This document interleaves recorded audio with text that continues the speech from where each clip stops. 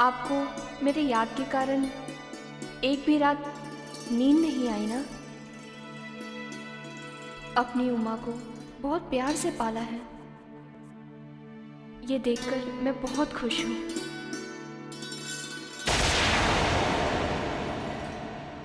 पिताश्री, आप रो क्यों रहे हैं? मैं कहाँ रो रहा हूँ मेरी बच्ची। मैं सब जानती हूँ। आज मेरा जन्मदिन है, आपने धूमधाम से मनाने का सोचा था, मगर आपके पास पैसे नहीं है, यही वजह है ना? पिताश्री, आप परेशान मत हो। हमारे देश के महाराजा ने कविता की प्रतियोगिता रखी है, आप उसमें भाग लीजिए। आप उसमें जीत जाएंगे और आपको बहुत धन मिलेगा। रात को मेरे सपने में माँ आई थी और उसने मुझसे कहा, तुम सच कह रही हो बेटी? कि आप जीत जाएंगे।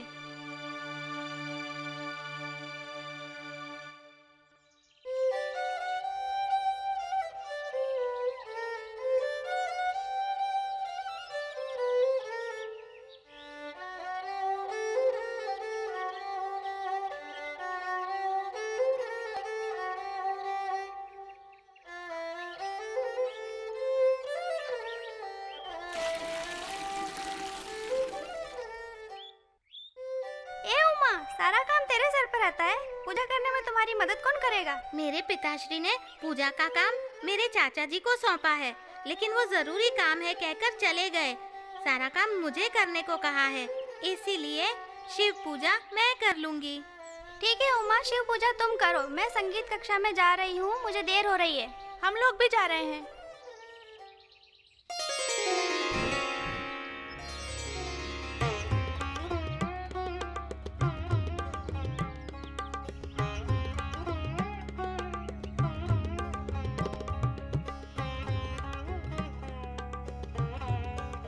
ईश्वर, परमेश्वर, महेश्वर, आपके लिए भोजन लेकर आई हूँ।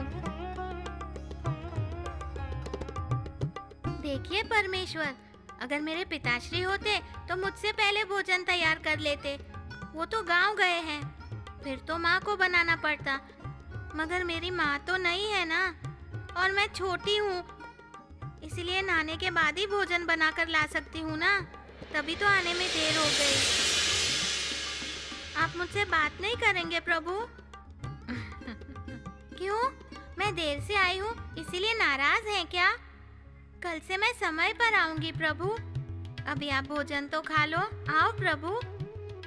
मेरे मित्र भी खेलने के लिए मेरी प्रतीक्षा कर रहे हैं, आप आके खा लो ना। अगर आप चाहें तो आपको भी खेलने के लिए ले जा सकती हूँ। देखो, आप तो भगवान हो, इसलिए मुझसे जिद मत करो। अगर आप मुझसे बात नहीं करेंगे तो मैं रो दूंगी। मैंने तो कह दिया। जल्दी जल्दी में भोजन बनाने में मेरा हाथ भी जल गया। मैं भी अभी तक भूखी हूँ। हम दोनों साथ खाएंगे, ये सोचकर मैं दौड़ती हुई आई हूँ। ईश्वर, वो बच्ची आपको रो रो के पुकार रही है, आपको उस पर दया क्यों नहीं आती? देवी, प्रसाद को जल्दी खा लिया होता तो उस बच्ची की बातों को सुनने का अवसर नहीं मिलता, इसीलिए शांत हूँ। आप नहीं आओगे क्या? मैंने आपसे कितनी विनती की, आपको मुझ पे दया नहीं आई ना?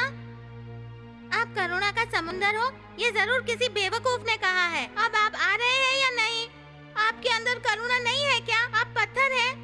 हाँ, पत्थर ही हैं आप। अंतिम बार बोल रही हूँ, आप आ रहे हैं या नहीं? वरना ये भोजन मैं वापस घर ले जाऊंगी। मैं अंतिम बार पूछ रही हूँ। अभी आ रहा हूँ। उमा, मैं आ गया हूँ। हाँ?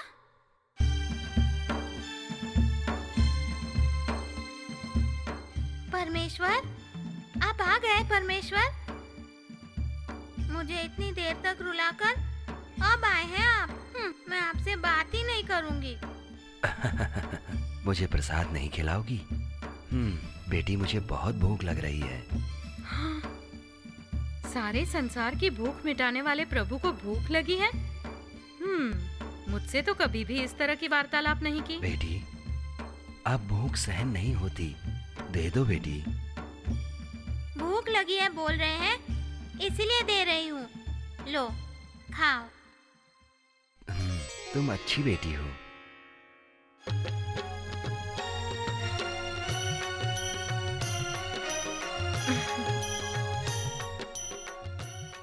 अब मेरी भूख मिट जाएगी। उमा, प्रसाद बहुत अच्छा है, सचमुच। ठीक है, ज्यादा बात मत कीजिए। कल बुलाने पर तुरंत आ जाइएगा, समझ गए ना? हाँ हाँ, आऊंगा आऊंगा। आती हूँ परमेश्वर। अच्छा। अरे रे रे रे रे, क्यों उमा? शिव जी का प्रसाद बन गया क्या? वो तो कब का बना दिया। बहुत भूख लगी है, लाओ इधर दो। हैं? लेकिन इसमें तो कुछ है ही नहीं उमा, प्रसाद किधर है? ओ प्रसाद, ये प्रसाद बहुत अच्छा है कह के प्रभु ने सारा ही खा लिया। हाँ हाँ? प्रभु ने खा लिया? अरे वो प्रभु सामने आकर सारा प्रसाद खा गया?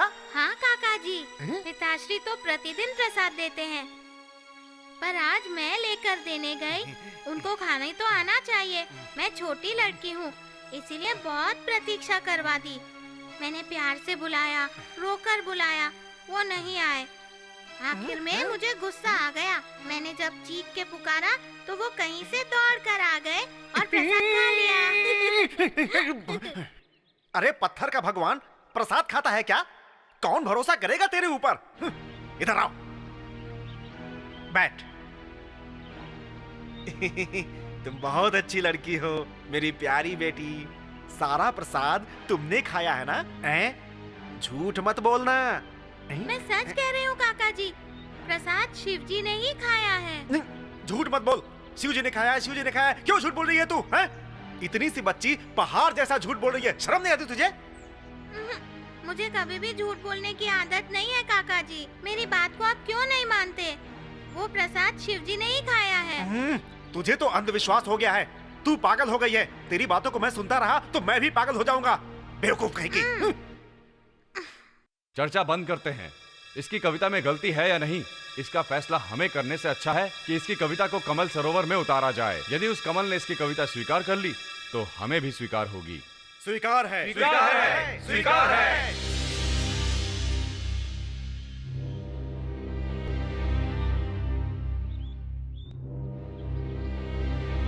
माननीय लोगों, कवि नीलकंठ की लिखी कविता में गलती है या नहीं ये जानने के लिए हम उस शक्ति देवता कमल को ये कविता अर्पित करते हैं।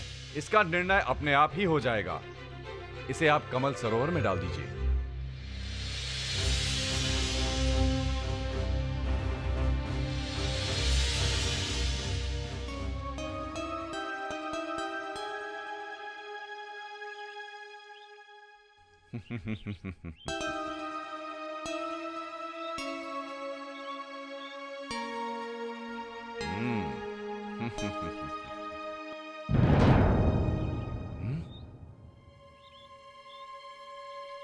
ये क्या हुआ?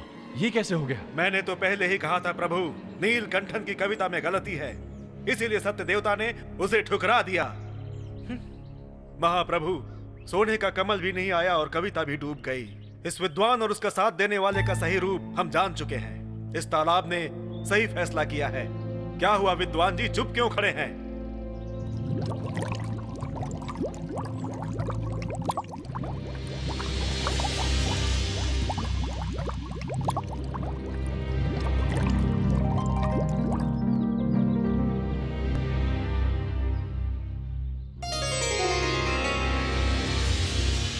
नीलकंठन की, नीलकंठन की, नीलकंठन की, नीलकंठन की, नीलकंठन की, नीलकंठन की, नीलकंठन की।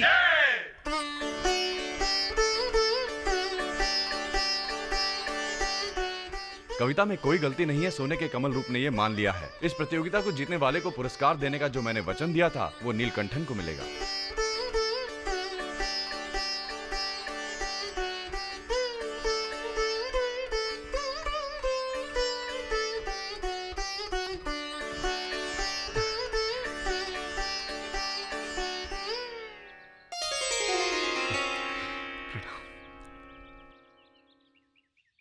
सुनिए, सुनिए तो, आपको मेरी याद के कारण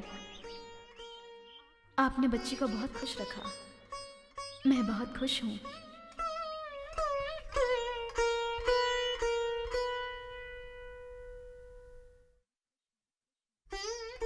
सुनिए परमेश्वर, मैंने बताया तो मेरे काका ने मुझ पर भरोसा नहीं किया। मुझ पर बहुत नाराज है। मेरा हृदय बहुत दुखी हो रहा है। आपने ही प्रसाद खाया है ये बताया तो वो मुझे पागल। ओ शिव शंकर भोले शंकर तेरी महिमा निराली।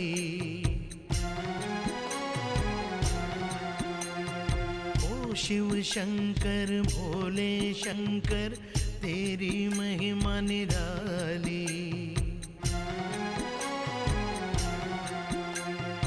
ज्ञान सत्य का तुमसे मिले, जग है शिव का